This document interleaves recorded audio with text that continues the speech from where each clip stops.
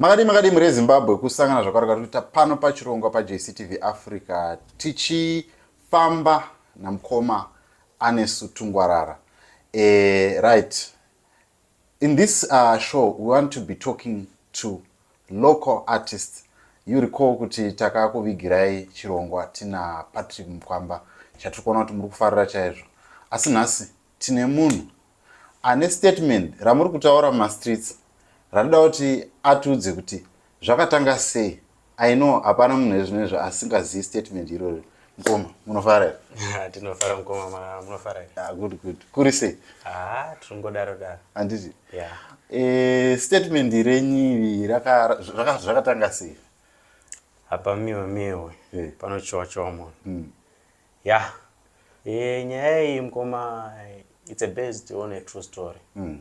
Zvinhu zvaitoitika zvishua panga pasingamihwe ndepaitochowa munhu.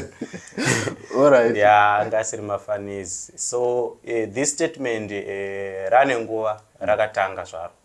Because rakatanga munguva yakaitwa cricket no muZimbabwe. Alright. So vanhu kuti ground recricket kwariri kuya ne environment yekumaraini ikoko. Alright. Zvishua kuti mihwe Alright. Saka vanhu vakanonokawo kupinda mumagedhi kuti vapinde mumaground, so vanozopesa crowded. Alright. Okay. Then others will say, iwe hapamihwe paurapo unochowa.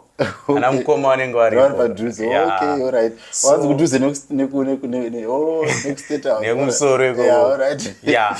So what happened is this, kuti yakayasvika nguva yekuti pada kuti paitwe summit. Alright, okay. Yeah.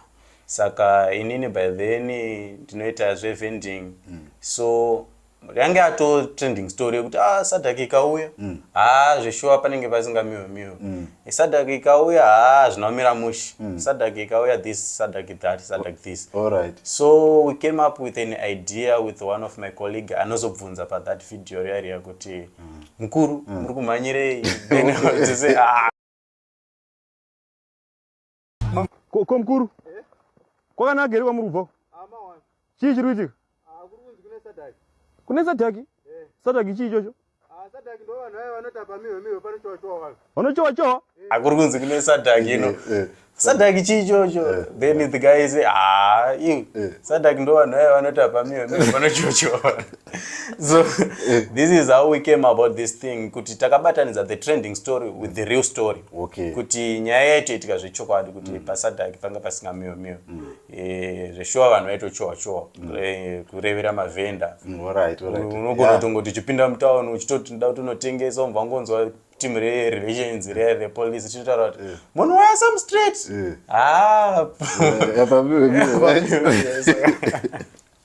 Yeah, it was a tough time then, but zvakangoti zvirerukewo.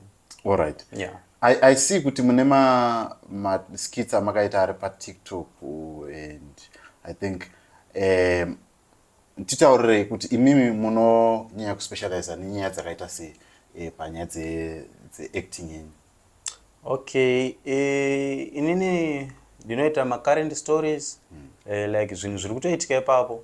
I can do a skit ndichitobva kutongofunga kuti chii chiri kunzi chiri kuitika, then tovatati ngatitozviite izvi timboona kuti zvinofamba sei. Then there is also zvinhu zvema-marriages, the girl child, tine problems with these ma2Ks. Saka tinenge tingoto futi type of maskits yekuti we are trying to educate them, but being a type a dump person yekuti we are trying kupa munhu advice, but that kind of advice no one would like it. Alright. You are being told kuti iwe police shamwari yako. Munhu wese will be say, police is your friend. Yeah. But how come you saying police is your friend and yet iwewe is related na munhu ari kunzi ari kutokusunga futi? Alright. You know kuti inini like sezvandataura before kuti I am into vending. So kana ndakutaura kuti a police is your friend, you'll be saying what? Police is my friend. Okay. Let us hear what he's going to say. Alright. But vanenge vachitoda mari yavo. Yeah. Ndo shamwari wacho. Ndo shamwari wacho. Yeah. Right. Mkoma zveacting izvi zvakatanga sei? Zvinhu zvamakakura muchiita here? What happened? What inspired you? Kuti ndi act. I think or art in general. ndingangoti zvakatanga kare maybe ndichiriwo mudumbu, because I would feel kuti there is a time yekuti amai vaigona kungondipuruzira ndo andakika then she would laugh, then I would say saka I killed it. I could hear someone with pandibaba vanenge vari kufara ndagona something. So I would say ndakatanga kare, but I was inspired by Buddhist and Boskeda. By then ndanchiri ku high school, then wakomana vachita maskits avo, then I liked it. I tried to copy because type yangu yenashpenzi yakafanana neyaBoskeda. Then I would say I would want to imitate this guy. But zvanga zvisiri patime yachona tatisina maresources, tatisina zvinhu zvakawanda. Yeah. Do tingangoti do journey yachona payakatanga, then trying to do one or two, but as time goes on ndopatakazoita came up with this hit. All right. Right. Vanenge vachida kukubatai, maybe muda kufeature on vada kuadvertise ro business ravo or something like that, vanokubatai panamba dzipi kuitira kumuri yeZimbabwe inokufarira, kana kuti vanenge vada kuti maybe ngatite collab tipushe maworks? Okay. Number zangu 0 is 0784 790 233. Tichatsokorodza zvakare 0784 790 233 mukoma chaisa inenge iripo. Right. Mukoma, any last words kuna vanhu vanokufollow? I know kuti video renyu ratweni over 500,000 views, vanhu vanenge vachingoroona. Any words kuna vanhu vanokufollow muda kuvati kudi? Ndinokutendai mese nekuti supporter, because without you we could not do anything. Ndimi muri kuita kuti tirambe tichipusha maworks atoramba tichipusha.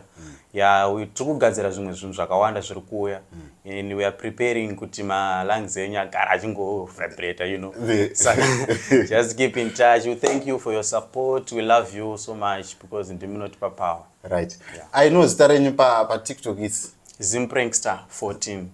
You just type Zim, then Prankster 14. Andika? Yeah. Right. Zim Prankster 14. Ini ndo wazachinzi boze. Ndo zazitara streets. Saka anyway, muri Zimbabwe ndo zvatataka kugamuchirai. Tangoti tangobata 2 minutes tikati uyai kuno kuti taure nyaya yekuti pamuruti apa mihwe apa zvakafamba sei uye statement rakatanga sei. Now taane background. Please go and support Zim Prankster, yes, pa TikTok, and also share and like his videos. Kana muda kushanda mese, please get in touch with the numbers that are on the screen. Mobamadi, Bamato Roma Works. Mkoma, thanks so much for coming. Thank you, Mkoma JC. Anditika. Yeah, thank you so much. Right. Nobata na puma program on Tera, Vana Zimbabwe.